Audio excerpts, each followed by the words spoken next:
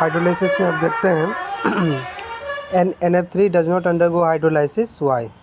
NF3 जो है वो हाइड्रोलाइसिस नहीं करता है, क्यों? इसके पीछे दो कारण हैं। पहला है NF3 नॉन पोलर होता है, ठीक है। दूसरा है कि NF3 को जब हाइड्रोलाइज अगर करेंगे मान लीजिए, तो उसका जो साइड प्रोडक्ट एक बनेगा वो HOF बनेगा। जो HOF जो होता है वो हाईली अनस्टेबल होता है। इसी के कारण जो है NF3 वाटर से तो रिएक्ट करता है बहुत वेरी स्लोली, तो ऑलमोस्ट नहीं होता है। इसीलिए हम लोग बोलते हैं कि NF3 does not undergo hydrolysis, ठीक है। चलिए इसके बाद है PCl3 जब वाटर से रिएक्ट करेगा तो क्या बनेगा। देखिए बहुत सिंपल है। PCl3 जब वाटर से रिएक्ट करेगा तो 3HCl बन जाएगा और P के ऊपर 3 OH ग्रुप आएगा, तो उसको हम लोग लिख सकते हैं शॉर्ट में H3PO3। क्या लिखेंगे? H3PO3।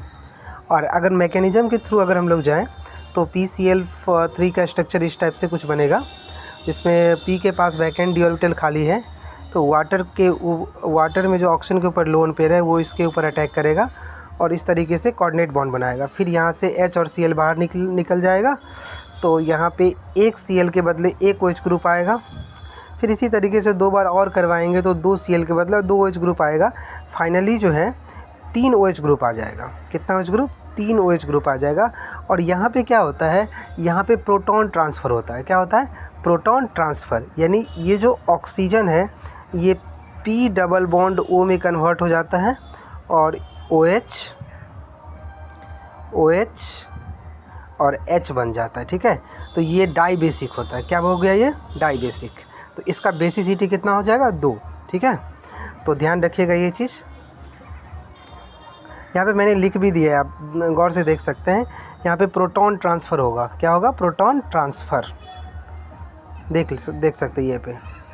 और ये एक रिड्यूसिंग एजेंट का काम करता है। किसके कारण? रिड्यूसिंग एजेंट का, ठीक है। रिड्यूसिंग एजेंट का काम किस लिए करता है? क्योंकि हाइड्रोजन है डायरेक्टली अटैच है, किससे है? सेंट्रल एटम से डायरेक्टली अटैच है, ठीक है। चलिए इसी तरीके से अगर मान लीजिए PCl5 को करवा दे वाटर के साथ, तो यहाँ पर भी जो है तो पहले तो पार्शियल हाइड्रोलाइसिस हो जाएगा, 3HCl बाहर निकल जाएगा। फिर और बनेगा साथ में आपको बनेगा POCl3। फिर POCl3 क्या करेगा? वाटर के साथ रिएक्ट करके बना लेगा H3PO4। तो जब फाइनल रिएक्शन लिखेंगे तो ये हो जाएगा PCl5 + 4H2O gives H3PO4 + 5HCl। इस रिएक्शन का प्रोडक्ट आप ऐसे भी गेस कर सकते हैं कि क्योंकि फॉस्फोरस इसमें ऑक्सीडेशन स्टेट +5 आएगा और ये जो पेरेंट एसिड बना है इसमें फॉस्फोरस का ऑक्सीडेशन स्टेट +5 आएगा, यानी दोनों का जो ऑक्सीडेशन स्टेट होगा वो हमेशा सेम होगा, ठीक है। तो इस तरीके से भी गेस किया जा सकता है। आगे भी बहुत सारा है ऐसा क्वेश्चन जिसको आप आसानी से मिनटों में सॉल्व कर सकते हैं। पूरा मैकेनिज़्म को सॉल्व करने का कोई ज़रूरत नहीं है, ठीक है। चलिए जैसे PCl5 का एक मैकेनिज़्म के थ्रू भी देख सकते हैं हम लोग। PCl5 का स्ट्रक्चर जो होता है वो ट्राइगोनल बाइपिरामिडल। इसके पास भी वैकेंट ऑर्बिटल खाली है, तो ऑक्सीजन अपना लोन पेयर के साथ अटैक करेगा और यहाँ पे फॉस्फोरस 6 बॉन्ड बना लेगा और ये ऑक्सीजन कोऑर्डिनेट बॉन्ड बनाएगा। फिर यहाँ से एक हाइड्रोजन और एक क्लोरीन बाहर निकल जाएगा HCl, तो एक क्लोरीन के बदले OH ग्रुप आएगा। तो इसी तरीके से जो है तो पहला जो दो ऑक्सीजन है, ये जो आपका 2 ऑक्सीजन है HCl वाला, ये जो 2 ऑक्सीजन है HCl वाला, इस 2 ऑक्सीजन HCl वाले की जगह आ जाएगा 2 OH ग्रुप आ जाएगा, ठीक है। और यहाँ से फिर क्या होगा? H2O रिलीज हो जाएगा। तो H2O रिलीज होने के बाद हो जाएगा PO 3 Cl आ जाएगा, ठीक है। तो PCl5 का जब पार्शियल हाइड्रोलाइसिस करवाएंगे तो POCl3 बनेगा, लेकिन कंप्लीट हाइड्रोलाइसिस जब करवाएंगे तो क्या बनेगा? H3PO4। क्या बनेगा? H3PO4 कंप्लीट हाइड्रोलाइसिस करवाने पे। तो ये बात ध्यान रखिएगा कि अगर पार्शियल हाइड्रोलाइसिस करवाते हैं PCl5 का तो क्या बन जाएगा? POCl3, यानी दोनों जो क्लोरीन होगा HCl वाला दोनों हट के OH ग्रुप आएगा, फिर वहाँ से वाटर रिमूव हो जाएगा। लेकिन जब PCl5 का हाइड्रोलाइसिस करवाएंगे तो फाइनली बन जाएगा आपको H3PO4 कंप्लीट हाइड्रोलाइसिस। एक बात का और ध्यान रखिएगा कि जब भी क्वेश्चन में गिवन नहीं है कि पार्शियल हाइड्रोलाइसिस करना है या कंप्लीट हाइड्रोलाइसिस करना है, तो ये आपको मान के चलना है कि कंप्लीट हाइड्रोलाइसिस बोला है। क्या मान के चलना है? कंप्लीट हाइड्रोलाइसिस बोला है। पार्शियल हाइड्रोलाइसिस तभी करना है जब वो क्वेश्चन में मेंशन करेगा। तभी करना है, अदरवाइज नहीं करना है। ठीक है, चलिए। इसी तरीके से NF3 का तो यहाँ पे जिक्र किए थे अभी हम कुछ देर पहले कि हाइड्रोलाइसिस नहीं हो सकता है रूम टेम्परेचर पे। ठीक है, लेकिन हाँ, इसको अगर ज़बरदस्ती करवाना है उसके लिए क्या करना पड़ेगा, 300 डिग्री सेल्सियस अगर टेम्परेचर देंगे, 300 डिग्री सेल्सियस, और ये SN1 मैकेनिज़्म के थ्रू इसका हाइड्रोलाइसिस होगा और बनेगा आपको N2O3 + HF। क्या बनेगा, N2O3 HF। और N2O3 जो होता है वो मिक्सचर होता है आपको NO और NO2 का। किसका मिक्सचर होता है, NO और NO2 का। ठीक है, ये SN1 मैकेनिज़्म के थ्रू होता है। SN1 मैकेनिज़्म में याद कीजिए कि पहले कार्बोकेटाइन बनता था, तो ये यहाँ पे नाइट्रोजन के ऊपर भी 3 फ्लोरीन है, 1 फ्लोरीन निकल जाएगा F-, और नाइट्रोजन के ऊपर प्लस चार्ज आएगा, 2 फ्लोरीन आएगा। फिर वाटर मॉलिक्यूल्स यहाँ पे अटैक करेगा, अटैक करने के बाद एक हाइड्रोजन फिर रिलीज होगा, तो एक नाइट्रोजन पे 2 फ्लोरीन और 1 OH ग्रुप होगा। फिर इसी तरीके से 2 बार और करवाएंगे तो 2 फ्लोरीन हटेगा और 2 OH ग्रुप आएगा। फाइनली N के ऊपर 3 OH ग्रुप आ जाएगा। तो यहाँ से क्या होगा, यहाँ से H2O मॉलिक्यूल्स निकलेगा। H2O मॉलिक्यूल्स जैसे निकलेगा बन जाएगा आपको HNO2, नाइट्रस एसिड। क्या बन जाएगा, नाइट्रस एसिड, जो अनस्टेबल होता है। क्या होता है ये, अनस्टेबल। अब फिर से इसमें से अगर वाटर निकाल दिए 2 मॉलिक्यूल्स करने के बाद, तो ये बन जाएगा आपको N2O3। क्या बन जाएगा, N2O3। और N2O3 जो है ये मिक्सचर होता है NO और NO2 का। ठीक है, चलिए।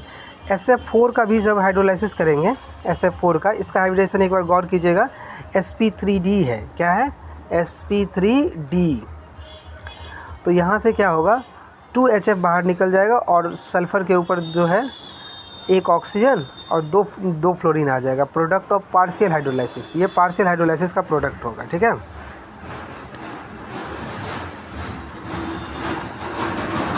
अब यहाँ पे फिर से 2 मॉलिक्यूल्स अगर वाटर दे देंगे तो 2 फ्लोरीन हट के क्या आ जाएगा, 2 OH ग्रुप आ जाएगा। तो ये इसका कंप्लीट हाइड्रोलाइसिस हो जाएगा H2SO3। क्या हो जाएगा, H2SO3। यहाँ पे एक ट्रिक भी लिखा हुआ है, जो ये शायद ट्रिक इसके लिए है, जब तक सेंट्रल एटम की हाइड्रोलाइसिस में D पार्टिसिपेट कर रहा है तो एक डबल बॉन्ड O देकर 2HX निकाल सकते हैं। इस बात को की पॉइंट है। क्या है ये, की पॉइंट, ध्यान से सुनिए। की पॉइंट क्या है, की पॉइंट ये है कि अगर सेंट्रल एटम के हाइब्रिडाइजेशन में D पार्टिसिपेट कर रहा है तो आपको क्या करना है, एक डबल बॉन्ड लगा देना है और 2HX निकाल देना है। ठीक है, जैसे जेनॉन हेक्साफ्लोराइड है, इसके हाइब्रिडाइजेशन अगर आप देखेंगे तो sp3d3 आ रहा है। ठीक है, तो इसमें भी क्या है कि इसका हाइब्रिडाइजेशन sp3d3 आ रहा है, D आ रहा है। तो क्या करना है, एक ऑक्सीजन लगाना है और 2HX निकाल देना है। तो यही काम देखिए फिर से यहाँ पर भी यही चीज़ हुआ है, गौर से देखिए, हुआ है। XeOF4 आया है, 2 फ्लोरीन निकल गया। फिर अभी भी इसका हाइब्रिडाइजेशन जो है sp3d2 है। तो फिर इसमें से वाटर के साथ रिएक्शन करवाएंगे, एक ऑक्सीजन और दे देंगे तो बन जाएगा XeO2F2। ठीक है, 2HX यहाँ भी निकल जाएगा। इसका हाइब्रिडाइजेशन आ गया sp3d आ गया। फिर sp3d जब इसका हाइब्रिडाइजेशन आ गया, फिर से इसमें वाटर के साथ रिएक्शन करवाएंगे तो XeO3 हो जाएगा और 2HX बाहर निकल जाएगा। ठीक है, तो ये इसका कंप्लीट हाइड्रोलाइसिस है। क्या है ये, कंप्लीट हाइड्रोलाइसिस। तो एग्ज़ाम में कभी कभी ये भी पूछ देता है कि जेनॉन हेक्साफ्लोराइड का जब हाइड्रोलाइसिस करवाएंगे, कंप्लीट हाइड्रोलाइसिस, तो उसमें पार्शियल हाइड्रोलाइसिस वाला कौन कौन सा प्रोडक्ट बनेगा। ठीक है, तो ये सब आप इस ट्रिक की मदद से बहुत आसानी से बना सकते हैं, बहुत आसानी से, बहुत आसान है। ठीक है, ये जो XeO3 है ये बहुत ज़्यादा एक्सप्लोसिव होता है। क्या होता है, ये बहुत ज़्यादा एक्सप्लोसिव होता है। यहाँ पे मैंने एक शॉर्ट में ये रिएक्शन लिख दिया है। ठीक है, चलिए। जेनॉन का जितना भी हाइड्रोलाइसिस है ये बहुत इंपॉर्टेंट होता है IIT JEE और JEE मेन दोनों के लिए, तो विशेष ध्यान रखिएगा इस चीज़ को। ठीक है, यहाँ पे कुछ की पॉइंट मैंने और भी लिखा है, जैसे जेनॉन फ्लोराइड को XeF2 को अगर वाटर के साथ रिएक्शन करवाएंगे तो ये जो इसमें भी sp3d आ रहा है, तो ये वाला कॉन्सेप्ट यहाँ पे नहीं लगेगा। अगर ये वाला कॉन्सेप्ट लगाएंगे तो XeO बन जाएगा, जो पॉसिबल नहीं है। क्यों? क्योंकि जेनॉन जो है ये 5p पीरियड का है और ऑक्सीजन क्या है 2p पीरियड का है, ये संभव ही नहीं है। तो ये क्या होता है, XeO ये कन्वर्ट हो जाता है Xe + O2 + 2HF, Xe + O2 + 2HF। ये ध्यान रखिएगा कि XeF2 का जब हाइड्रोलाइसिस करवाएंगे तो बनेगा जेनॉन + ऑक्सीजन + 2HF। यहाँ पर रिडॉक्स रिएक्शन होता है। कौन सा रिएक्शन? Redox reaction. तो XeO स्टेबल नहीं है और XeO2 भी स्टेबल नहीं है, लेकिन XeO3 स्टेबल है। ध्यान रखें, XeO3 स्टेबल है, क्योंकि XeO3 में क्या है ना कि ऑक्सीजन का जेनॉन का जो ऑक्सीडेशन स्टेट आता है +6 आता है, +6 ऑक्सीडेशन स्टेट के कारण किसका साइज डिक्रीज हो जाता है, इसी के कारण ये स्टेबल होता है। जैसे XeO4 ये भी पॉसिबल है, XeO4 ये भी पॉसिबल है, लेकिन ये बहुत ज़्यादा स्टेबल नहीं है, क्योंकि इसमें स्टेरिक क्राउडिंग हो जाता है मल्टीपल बॉन्ड का। जैसे जेनॉन है ना, जेनॉन, तो ये जो 4 ऑक्सीजन जो बना लेगा इस तरीके से, तो मल्टीपल बॉन्ड का स्टेरिक क्राउडिंग के कारण जो है ये ज़्यादा स्टेबल नहीं होता है। ठीक है, चलिए इसी तरीके से XeF4 का भी जो है हाइड्रोलाइसिस करवाएंगे, तो इसका पहले हाइब्रिडेशन चेक करें। तो इसका हाइब्रिडेशन आएगा sp3d2। सेम कॉन्सेप्ट लगाना है, तो इसका हाइब्रिडेशन प्रोडक्ट जो आएगा हाइड्रोलाइसिस करवाने के बाद आएगा जेनॉन OF2। फिर इसके बाद करवाएंगे तो XeO2 बनेगा, और हम लोग को पता है कि XeO2 स्टेबल नहीं है, ये कन्वर्ट हो जाएगा XeO3 + Xe + O2 में। XeO2 किस में कन्वर्ट हो जाएगा? XeO3 + Xe + O2 में। ठीक है, चलो अब क्या है, एल्युमिनियम क्लोराइड। अगला क्वेश्चन है एल्युमिनियम क्लोराइड।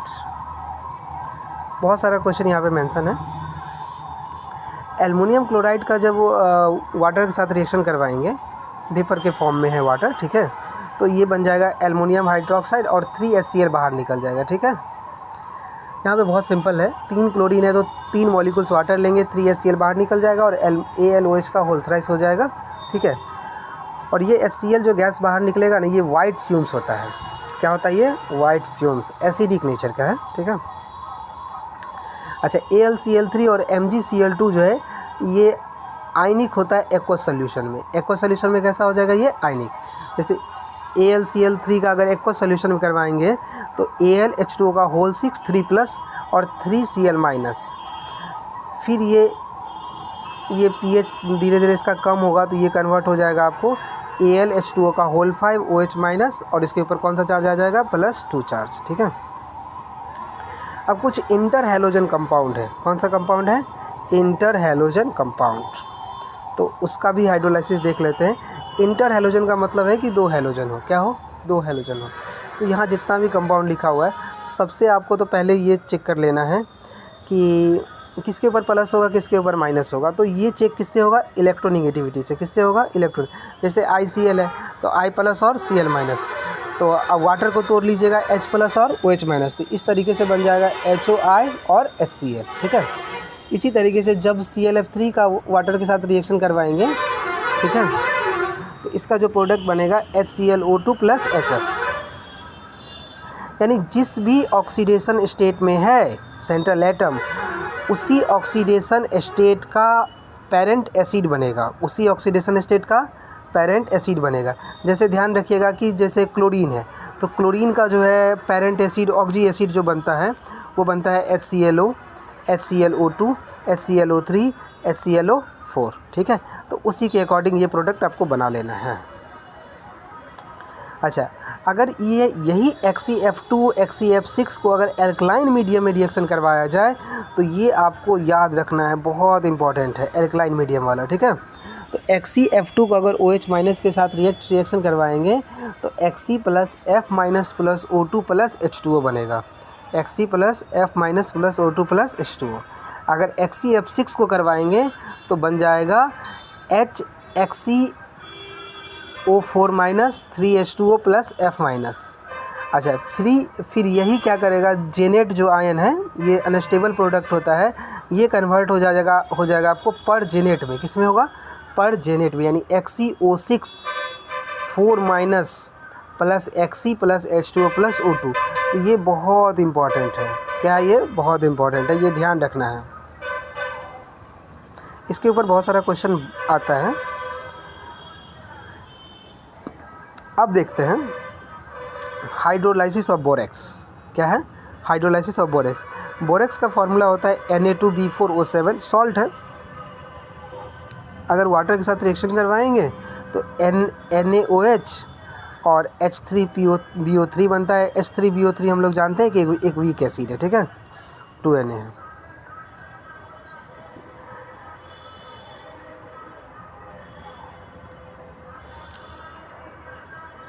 ये वाला रिएक्शन सब एक बार देख सकते हैं अच्छे से, आसानी है। B2H6 को करवाएंगे वाटर के साथ तो BOH का होल थ्राइस बनेगा। लिथियम नाइट्राइड को अगर वाटर के साथ करवाएंगे तो लिथियम हाइड्रोक्साइड और अमोनिया गैस बाहर निकलेगा। कैल्शियम हाइड्राइड को करवाएंगे वाटर के साथ तो कैल्शियम हाइड्रोक्साइड और हाइड्रोजन गैस बाहर निकलेगा। बेरिलियम क्लोराइड को करवाएंगे वाटर के साथ तो बेरिलियम हाइड्रोक्साइड बनेगा और साथ में मीथेन गैस निकलेगा। ये ध्यान रखना है, क्या निकलेगा, मीथेन गैस। लेकिन एल्युमिनियम कार्बाइड को अगर रिएक्शन करवाएंगे तो AlOH का होल थ्राइस बनेगा और 3 कार्बन है तो यहाँ पे एक मीथेन गैस निकलेगा। कौन सा गैस, मीथेन गैस, ध्यान रखिएगा। बेरिलियम और एल्युमिनियम में कौन सा गैस निकलेगा, मीथेन गैस, ठीक है। उसी तरीके से अगर कैल्शियम कार्बाइड को अगर वाटर के साथ रिएक्शन करवाएंगे तो कैल्शियम हाइड्रोक्साइड बनेगा और बनेगा आपको एसिटिलीन। क्या बनेगा, एसिटिलीन, ध्यान रखिएगा, C2H2, यहाँ मीथेन नहीं बनेगा। लेकिन मैग्नीशियम कार्बाइड को करवाएंगे वाटर के साथ तो मैग्नीशियम हाइड्रोक्साइड और बनेगा आपको प्रोपाइलीन बनेगा, ठीक है। इस तरीके से प्रोडक्ट बन जाएगा। यहाँ कार्बाइड सब का भी क्लासिफिकेशन देख सकते हैं कि कार्बाइड को जो है 3 तरीके से क्लासिफाई किया गया है, आयनिक, कोवलेंट और इंटरस्टिशियस कार्बाइड। आयनिक वाले में जो है ये मेथेनाइड आ जाएगा। मेथेनाइड में आपको बेरिलियम और एल्युमिनियम का जो भी कार्बाइड होगा वो मेथेनाइड बनाएगा। जबकि आयनिक वाले में और एक और बनेगा आपको एसिटिलाइड यानी CaH2 कैल्शियम कार्बाइड और बेरियम कार्बाइड और एलिलेलाइड यानी Mg2C3। अब इसके ऊपर कुछ और भी बहुत सारे क्वेश्चन हैं और बहुत सारे की पॉइंट हैं जिस की पॉइंट की मदद से क्वेश्चन को हम बहुत आसानी से सॉल्व कर सकते हैं, ठीक है। जिसमें पहले तो ये देख लेते हैं मैकेनिज़्म। देखिए 2 तरह का मैकेनिज़्म होता है इसमें भी, हाइड्रोलाइसिस में भी। एक होगा SN1 और एक होगा SN2। एक होगा SN1 और एक SN2। देखिए SN1 मैकेनिज़्म जो है जैसे AB मॉलिक्यूल्स है तो ये A+ और B- केटाइन और एनाइन में बदल जाता है। तो SN1 में क्या है, फिर केटाइन बना, केटाइन के ऊपर फिर से न्यूक्लियोफाइल का अटैक होता है, ठीक है। तो ये SN1 है। SN2 में क्या है कि जो भी टेट्राहेलाइड है उसके ऊपर डायरेक्ट न्यूक्लियोफाइल का अटैक होता है और ट्रांजिशन स्टेट बनता है और फिर यहाँ से यहाँ से जो है लिविंग ग्रुप जाता है और न्यूक्लियोफाइल रहता है। तो अगर कभी भी क्वेश्चन में मेंशन नहीं है, ठीक है, तो जितना भी हाइड्रोलाइसिस होगा, ये एक बात अच्छे से नोट कर लीजिए, जितना भी हाइड्रोलाइसिस होगा वो सभी SN1 SN2 के मैकेनिज़्म को फॉलो करेगा। कौन से मैकेनिज़्म को, SN2 को मैकेनिज़्म को फॉलो करेगा। लेकिन जिस कंपाउंड का नॉर्मल हाइड्रोलाइसिस नहीं हो पाएगा, उस कंपाउंड का अगर फिर भी हाइड्रोलाइसिस करवाना है, ज़्यादा टेम्परेचर देकर करवाना है, तो वो जाएगा SN1 मैकेनिज़्म से। कौन से मैकेनिज़्म से, SN1 मैकेनिज़्म से। याद कीजिए NF3 का जब हाइड्रोलाइसिस करवाए थे तो SN1 मैकेनिज़्म से ही हुआ था, SN2 से नहीं हुआ था, ठीक है। तो ये बात ध्यान रखिएगा। चलिए अब यहाँ पे जो है इसके आगे कल करते हैं, ठीक है। अब एक लेक्चर और इसी के ऊपर बचा हुआ है तो ये आपका सारा का सारा कंप्लीट हो जाएगा। हाँ, इसमें भी आपको बहुत सारा अलग चीज़ देखने को मिलेगा। इसमें बहुत सारा एसिड है, देख सकते हैं। आप चाहे तो स्क्रीनशॉट लेके पहले लिख भी सकते हैं इस चीज़ को। बहुत अच्छा क्वेश्चन भी है।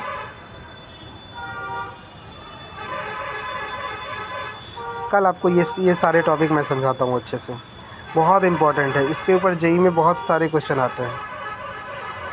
लगभग में इस हाइड्रोलाइसिस का नोट्स पढ़ने के बाद आपको कोई भी टॉपिक हाइड्रोलाइसिस में नहीं पढ़ना है, कहीं से भी नहीं पढ़ना है। ये इनफ है, इनफ, बहुत हो गया है इतना, ठीक है।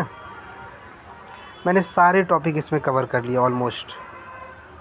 तो जितना बचा हुआ है वो कल डिस्कस करेंगे।